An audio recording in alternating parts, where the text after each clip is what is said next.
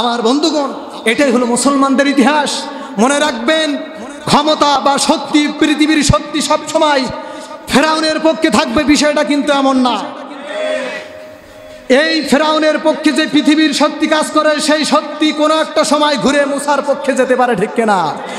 যখনই মুসার পক্ষে শক্তি যায়, তখন ফেরাউনকে ডুবে মরা ছাড়া কোনো পথ থাকে না, ঠিক কিনা? মনে রাখবে, সব সময় ক্ষমতা নমরুদের পক্ষে থাকবে বিষয়টা কিন্তু এমন নয়। কোন এক সময় ঘুরে ইব্রাহিমের পক্ষে যায়। যখনই ক্ষমতা ঘুরে, শক্তি ঘুরে ইব্রাহিমের পক্ষে যায়, তখন নমরুদের জুতার বাড়ি খেয়ে দুনিয়া ছাড়া কোনো রাস্তা থাকে না।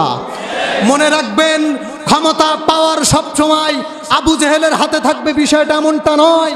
কোন এক সময় ঘুরে বিশ্বনবী আমার প্রাণের রাসূল মুহাম্মদ সাল্লাল্লাহু আলাইহি সাল্লামের পক্ষে যায়, জোরে কোন ঠিক কিনা?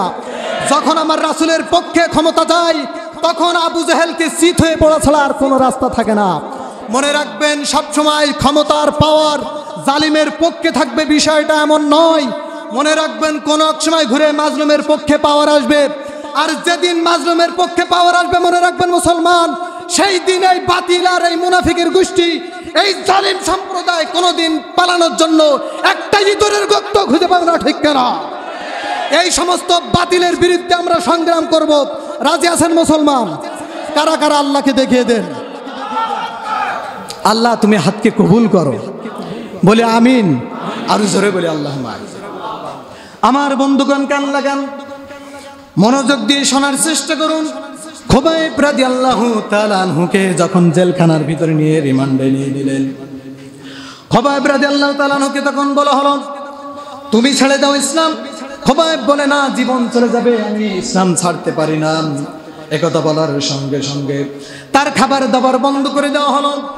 যখনই খাবার দাবার বন্ধ করে দিলেন, তখন খুবাইব রাদিয়াল্লাহু তাআলা আনহু রাত যখন গভীর হয়ে যায়, তখন খুবাইব আল্লাহর কালামটা নিয়ে আল্লাহর কালাম তেলাওয়াত করেন, জিকির শুরু করে দেন। আর আল্লাহর পক্ষ থেকে তার সামনে জান্নাতের আঙ্গুরের ছড়া সামনে হাজির হয়ে যায়। কাফেরেরা জানে আমরা খাবার বন্ধ করে দিয়েছি, এই খাবার তো সে আর খাইতে পারবে না, না খেয়ে দিন দিন সে মারা যাবে, দুনিয়া থেকে বিদায় হয়ে যাবে।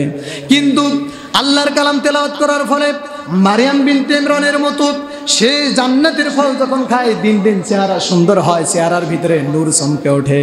এটা যখন দেখে কাফেরেরা চিন্তা করে, কি ব্যাপার, রাতের বেলা তাদের দৃষ্টি গোচর হয়ে গেল, খুবাইবের সামনে কে যেন খাবার সরবরাহ করতেছে।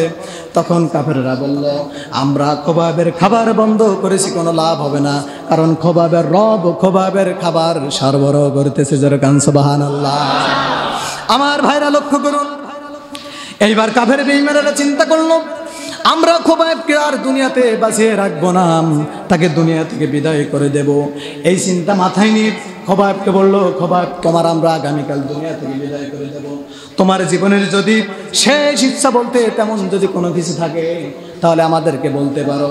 খুবাইব নিজের কথা বললেন না, পরিবারের কথা বললেন না, দুনিয়ার কোনো কথা না বলে তখন বললেন, যদি তোমরা সুযোগ করে দাও, 2 রাকাত নামাজ পড়ার জন্য একটু ওজুর পানি দেবে, আমি 2 রাকাত নামাজ পড়ার মাধ্যম দিয়ে আরশের মালিক মহান রব্বুল আলামিনের সঙ্গে একটু কথা বলে নিতে চাই। জোরে বলুন সুবহানাল্লাহ।